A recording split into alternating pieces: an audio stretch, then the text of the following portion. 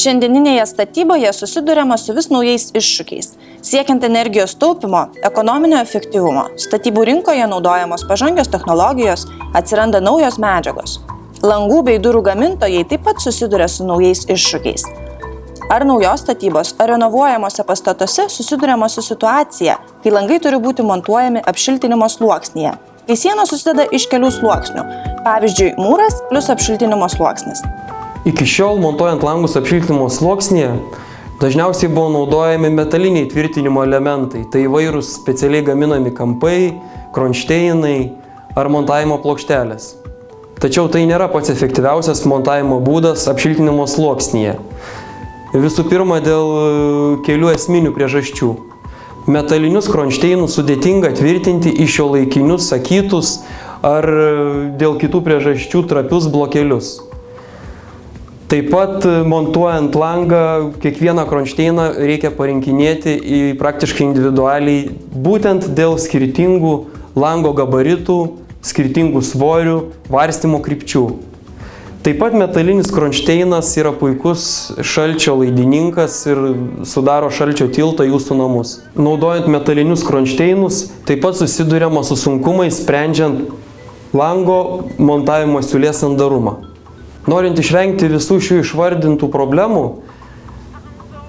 langus apšiltinimo sluoksnyje siūlome montuoti naudojant montavimo sistemą Klimakonform.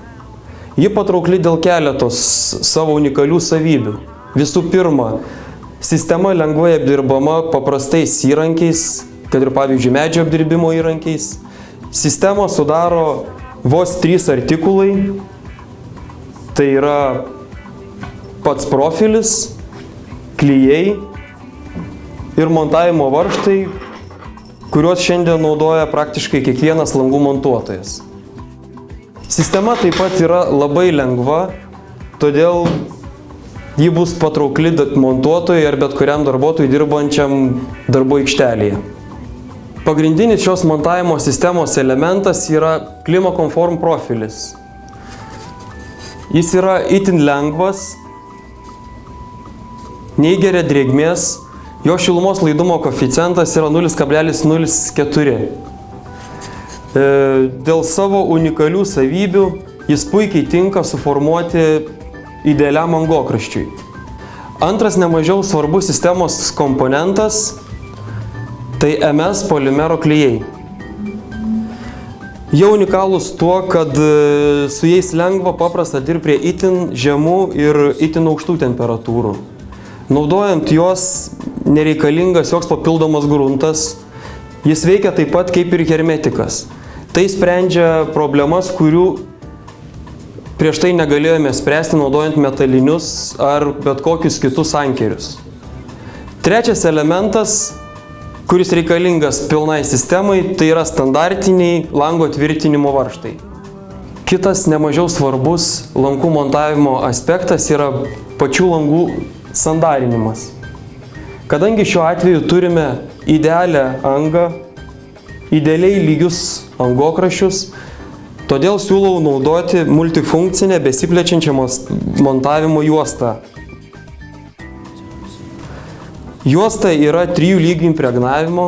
Jinai yra impregnuota taip, kad drėgmė, garai iš montavimo sluoksnio keliautų į išorę, o ne į patalpos vidų ir iš patalpos vidaus nekeliautų į montavimo sluoksnį.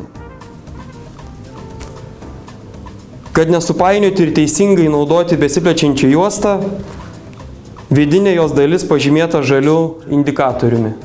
Naudojant standartinės montavimo priemonės kaip montavimo putas, būtina naudoti montavimo juostas. Tai yra garo izoliacinė juosta ir difuzinė juosta.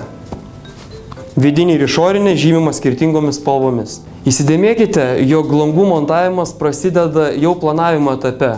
Tik teisingai planuojant, parenkant statybinės medžiagas, jūs turėsite gerą profesionalų montavimą ir išvengsite ateities problemų, kaip pavyzdžiui grybelis ar pelėsis ant angokraščio.